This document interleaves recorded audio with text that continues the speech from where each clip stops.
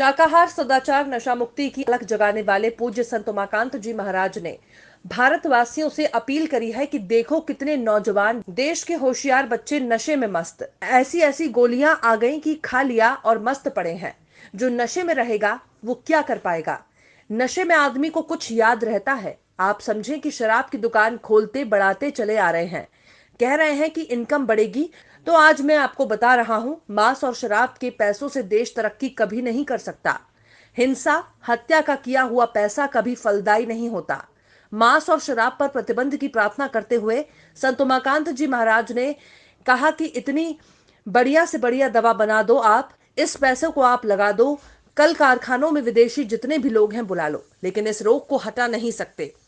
एक कोरोना जाएगा तो दूसरा कोरोना आएगा, तीसरा कोरोना आ जाएगा, नाम बदलकर रूप बदलकर आ जाएगा। इसलिए हमारी तो यही प्रार्थना है, आप शराब की दुकानों को बंद करो।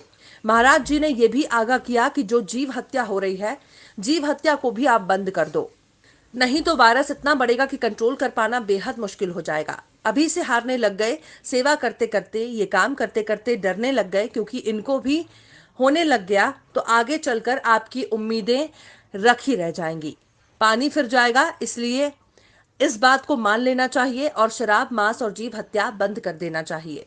आप देखो कितने नौजवान देश के होनहार बच्चे नशे में मस्त, कुछ नहीं, ऐसी ऐसी गोली आ गई कि बस खा लिया, मस्त पड़े हैं। जो नशे में रहेगा वो क्या कर पाएगा।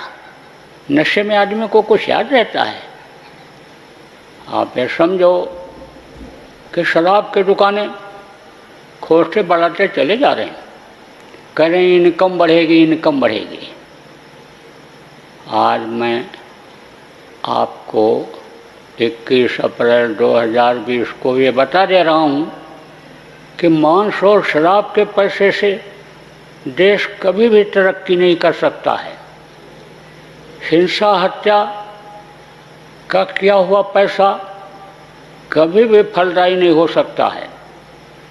और कितनी बढ़िया से बढ़िया दवा बना लो आप, इस पैसे को लगा दो कल कारखाने में, देशी विदेशी जितनी भी लोग हैं सबको बुला लो, बना लो, लेकिन रोग को हटा नहीं सकते हो। एक रोग कोरोना अगर हटा तो दूसरा कोरोना, तीसरा कोरोना आ जाएगा, नाम बदल करके आ जाएगा, रूप बदल करके आ जाएगा। इसलिए हमारी तो यही प्रार्थना है कि आप शराब की दुकानों को बंद करो। अभी तो लोगों की आदतें भी बहुत से लोगों की छूट गई हैं और खुल जाएंगे जगह जगह, फिर पीने लग जाएंगे। अब जब पी पी करके मरेंगे, पी पी करके जब एक्सीडेंट करेंगे तो आपका और पैसा खर्चा होगा। आप तो कहोगे हम इनकम बढ़ा रहे हैं, इनकम बढ़ा रहे हैं, लेकिन इनकम क्या बढ़ेगा, उसमें फिर खर्च करना पड़ जाएगा जो ये इनकम बढ़ेगा। आप कितना भी राशन बांटोगे और शराब की दुकान खुली जब दिखाई पड़ जाएगी शराबी को तो राशन बेच करके शराब पी जाएगा। अब आप ये समझो, कितना भी आप राशन बांट दो, कितना भी सुख सुविधा उनके बच्चों के लिए दे दो, बच्चे वैसे को वैसे रोते रह जाएंगे। तो क्या राजा का यही धर्म होता है? प्रजा के पालने का यही तरीका होता है?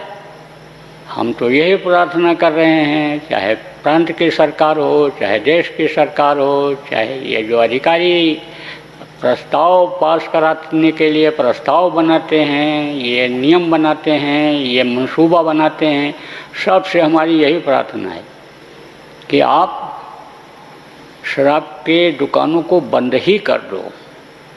आप देखो भारत देश में ही तो एक बिहार प्रांत भी है, वहाँ के शेर दिल मुख्यमंत्री ने शराब बंद कर दिया, वो भी प्रांत चल रहा है। वहाँ कौन सा अन्य समझ लो कि नुकसान हो गया, और जहाँ बहुत शराब की बिक्री हो रही कौन सा तरक्की कर गया, बल्कि और वहाँ नुकसान ज़्यादा हो रहा है।